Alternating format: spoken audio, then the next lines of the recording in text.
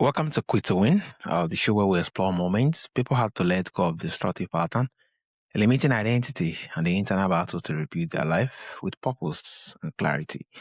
Today's guest is Larry Mandelberg, consultant, speaker, and author of Business Don't Fail, The Commit Suicide, representing five generations of his family business legacy. Larry has launched four startups, led a merger, and performed a turnaround. 1980, Larry bought an auto parts store in Clear Lake, California. By 1986, he had to close its door. That failure, the slow, hard realization that it wasn't bad luck, but his own decision, became the seed of about 23 years of research into why business really fail. It's really a pleasure and honor having you on the show, Larry. It's a It's really pleasure a to be pleasure here. having you on the Thank show. you. Yeah. Thank you. So, Larry, you bought a clay lake store in February 1980 and closed it less than 6 years later. What did that early warning sign look like, and how long did you ignore them? Well, I think if I knew what I was doing wrong, I would have fixed it. I think it wasn't ignoring my failures. I think it was being unaware of my failures. And I think, as I found when I did my research for the book, there's a tendency on the part of all leaders who are involved in the failure of an organization to find it difficult to really understand the problems that they're facing. It's the old saying, you can't see the forest for the trees. When you're in the middle of the problem, particularly when it's you creating the problem, it's extremely difficult to recognize you're the problem. So when I realized the problem, I closed the business. I liquidated all the assets, settled with all the vendors, closed the business. But what I was doing wrong was I was not being clear about the value I was trying to deliver to my market. And that's the root cause of all early stage failures. I had a lot of knowledge and I had a lot of expertise in my industry and in the business that I was running, an auto parts store and a machine shop, not a repair shop, a machine shop to do work on motors. But what I didn't understand was what the market wanted, what the value I had to offer, and how I wanted to be delivering that, which is part of clarity of purpose. Yeah, amazing. Path of clarity and purpose. Yeah, amazing. Now, so your father once asked you how an entire industry could create hundreds of business and then watch most of them disappear. How much of that question was actually about him, and how much did you realize it was about you? Well, the question that he asked was because our family over 170 years, we started in the 1850s in hides and furs. And over those decades and centuries, we evolved from hides and furs for protection and warmth to transportation and automobile parts and machinery. So I don't know that it was necessarily for me, certainly wasn't for me. I think what he was fascinated by was this industry that we were in the midst of, because we'd been through changes. We'd changed what we did.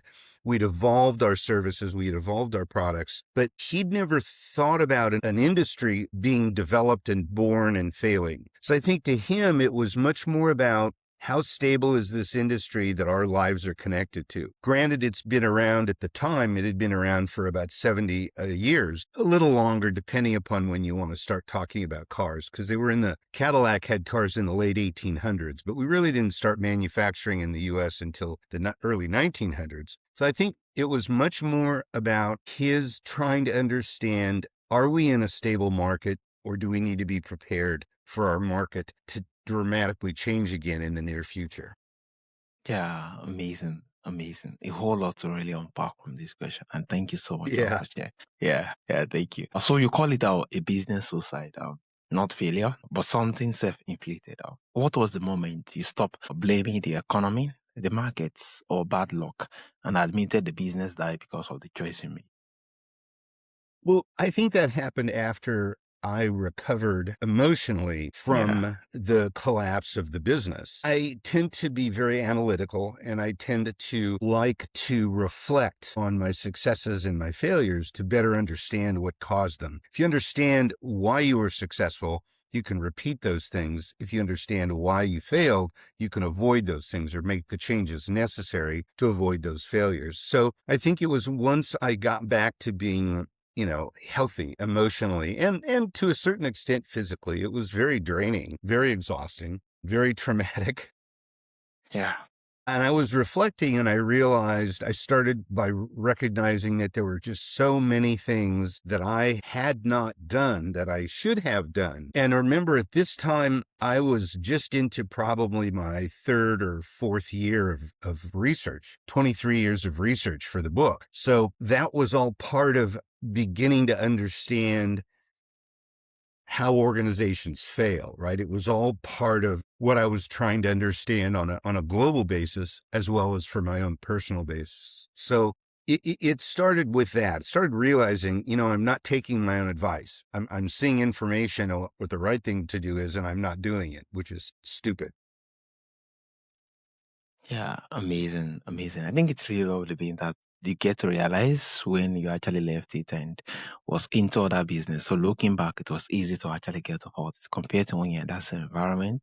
Sometimes it's easier to actually take lessons from what failed out. You can easily blame the economy, blame a whole lot of stuff, but not what you does. But just looking back now, you just speak volumes to it. And this is very lovely being that, yeah, self-introspection and looking at those particular details will really help one in making better decision compared to blaming everything X apart from your decision and actions. Yeah, amazing. So after Clearlake, you went to own more than a dozen's business across 9 industries. What did you do differently the second time that you had not done the first time?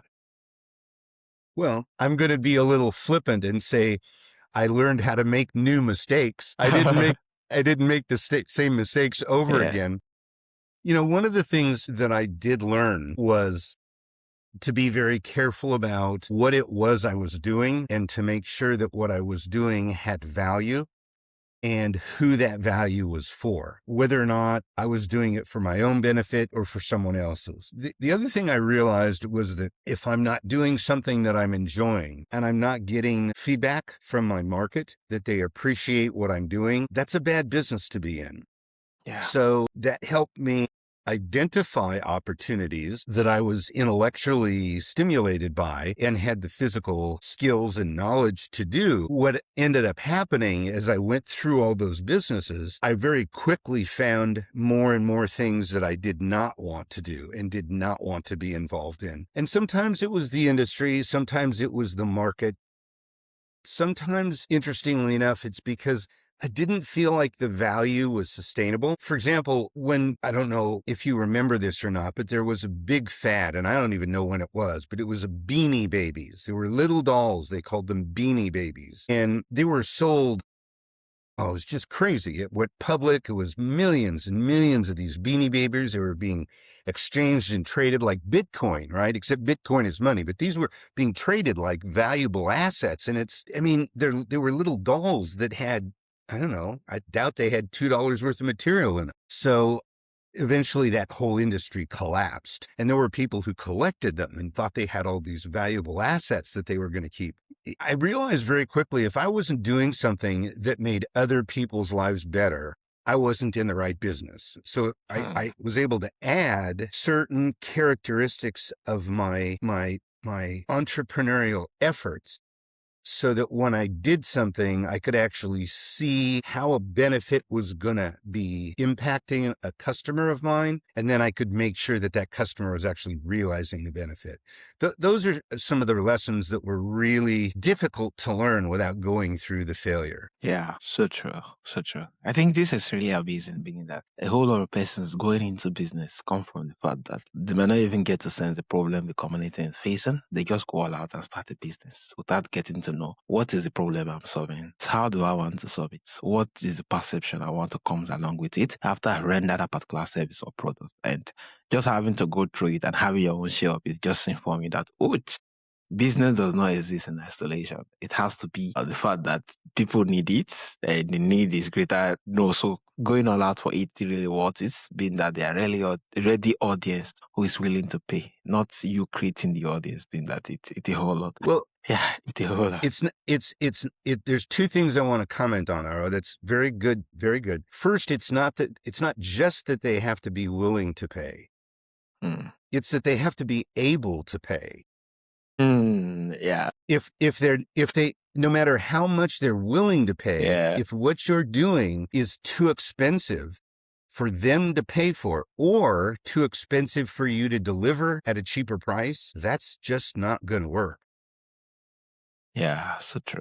So true. I think this is really key too. And this speaks volumes also on the location, being that, yeah, something can be obtainable in a particular city owing to they have the capacity of being able to pay, and not obtainable in another different location owing to the fact that, yeah, they are willing, they like it, but they don't have the capacity to actually pay for it.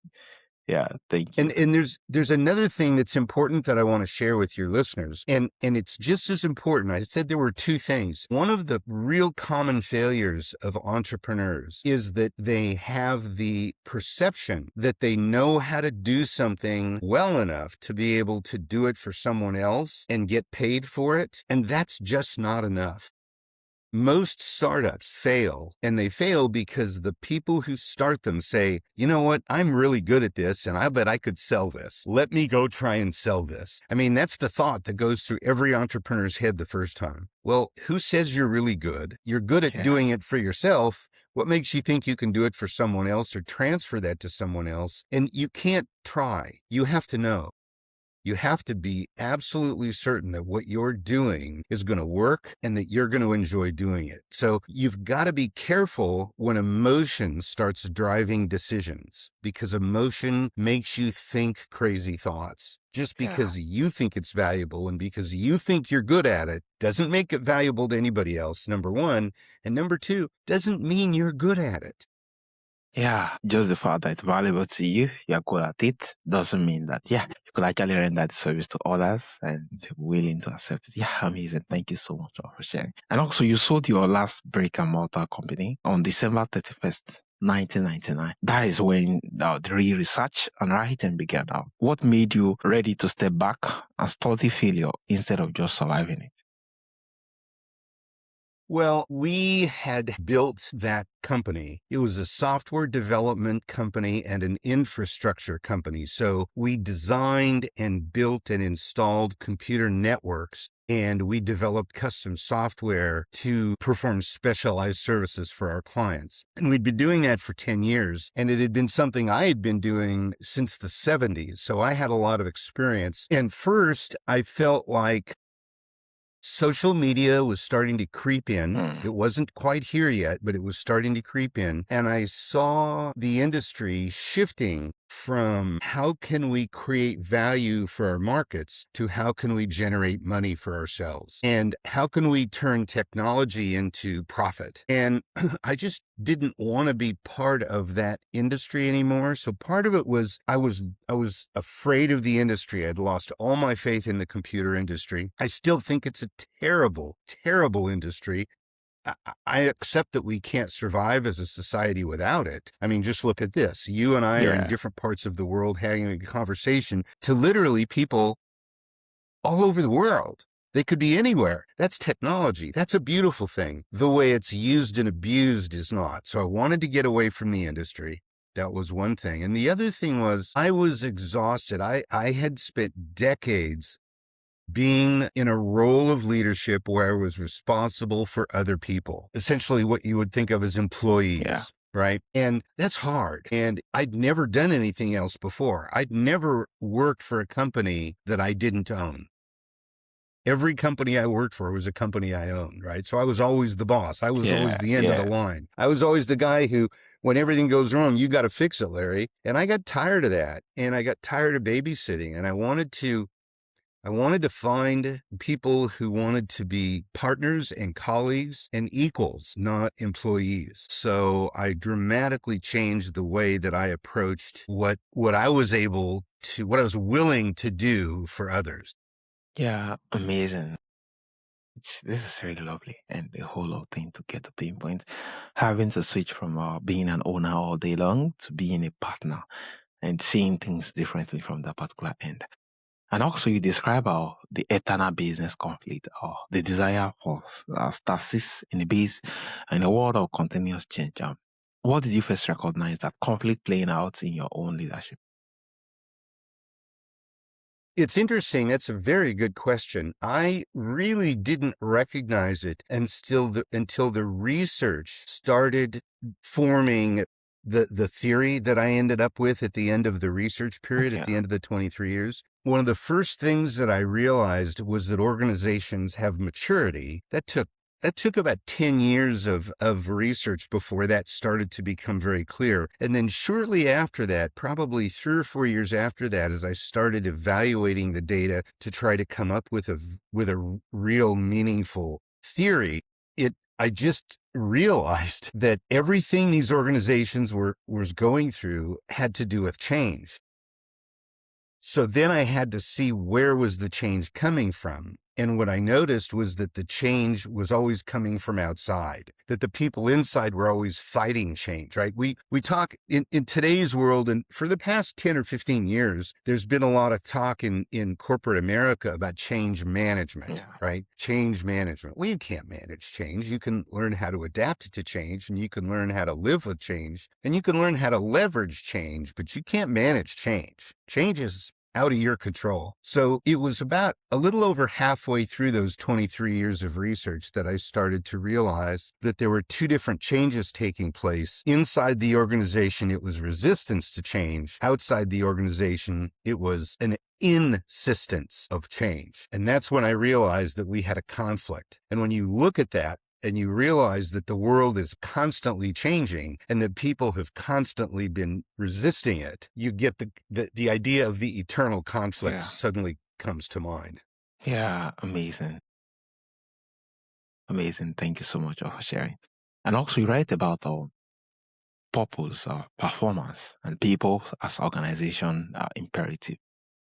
Which one did you personally neglect most in your early business? And what did that neglect cost you? Purpose. Clarity of purpose. Absolutely. Yeah, it was all about me. It was all about, what do I want to do? What do I like to do? What am I good at? What can I get paid for? How can I make a lot of money? The focus was just not at all on delivering value to someone else. Oh, just you alone and you alone. And yeah, a whole lot. So success, you said, bring change and change bring disruption. What is the hardest part of helping a leader team accept that their own success is what is now putting them at risk?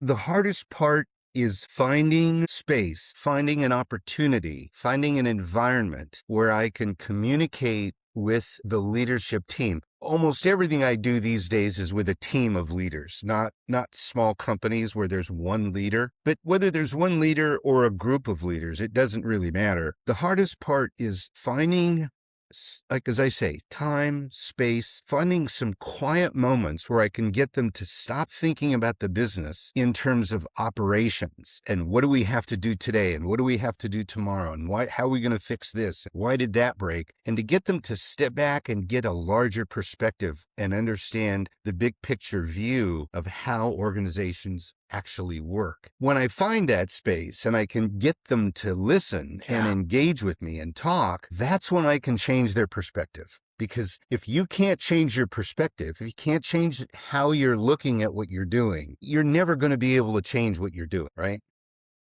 Yeah, I mean, amazing. I think about people who smoke cigarettes. If you like smoking cigarettes and you don't care that they're lethal, literally lethal, why would you ever change? If you can't step back and say, this is bad for my body, it's bad for my health, it's bad for my longevity, why would you change? People who are overweight, if they love food more than they love their bodies and love their health and love their ability to do things, to play sports or go outside and travel or walk or play with their grandchildren, if the joy of food is overwhelming every other desire they Yeah. have, they can't Yeah. change their perspective. They're not going to change their eating or their exercise habits. So it all has to start with changing your perspective. Mm.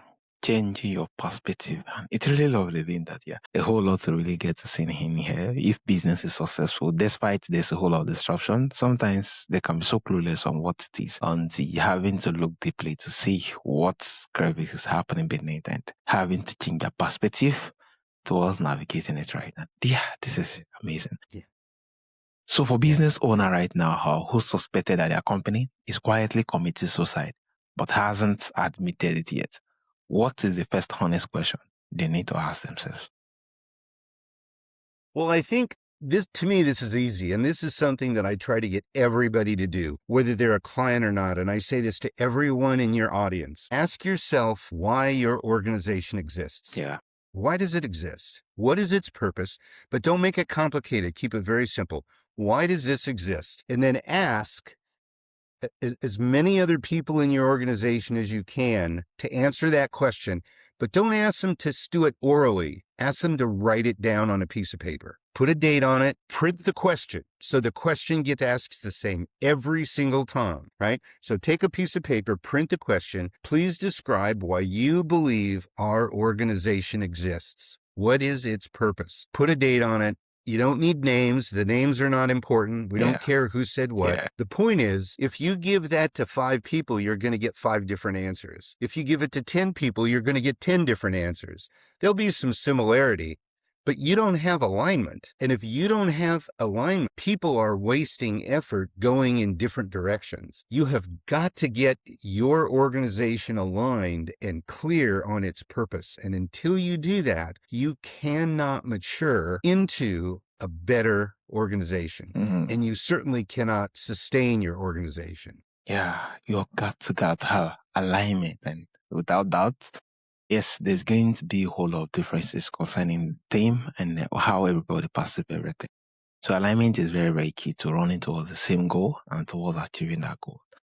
Yeah, amazing. Yes. So if you could go back to the leaders you were in 1980, buying the auto parts store, what is one thing you would tell him before he ever opens the door?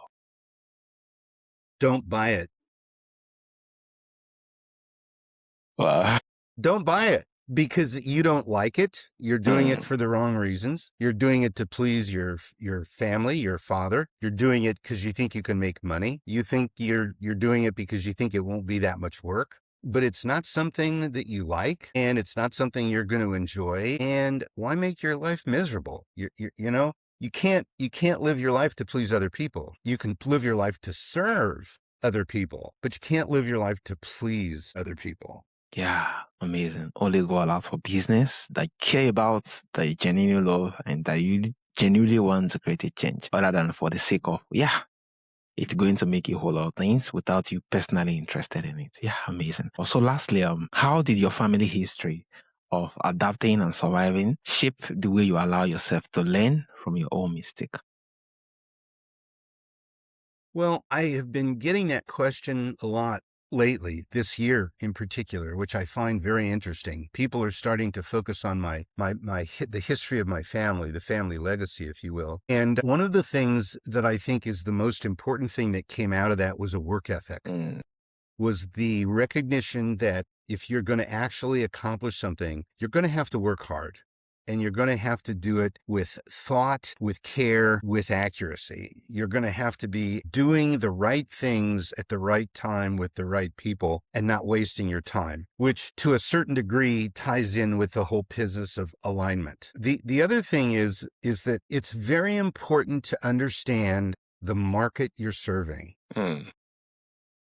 Because when you think you're delivering something valuable, if you ask the people you're selling to why they're buying from you, it won't be because of the value you think you're giving them. Most of my clients these days are involved with water and agriculture, rural water, flood control, drought, and crops, producing food. And the people that I work with, for the most part, are people who provide those services, the delivery of water companies, flood control agencies, land restoration organizations, things that make it doable for farmers to do what they do. And every single one of them always starts with the same premise. The value we deliver is we deliver water. And when water becomes a problem, we get rid of the water. It's flooding. That's not the value.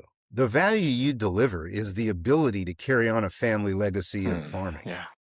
That's the value. It's not the water. Yeah. The water is just the tool.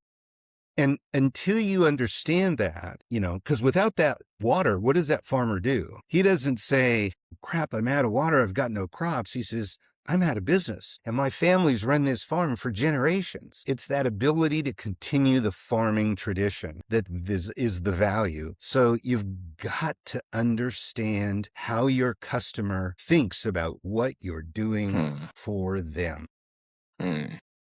Yeah, amazing. You got to think, Perspective. how they perceive what you're doing for them. And I think it's really lovely, especially when you make reference of it also that, if you're going to accomplish something, you must be willing to put in the hard work. And the fact that having the business or family business teach you more about, work ethic. And work ethic cannot be teach.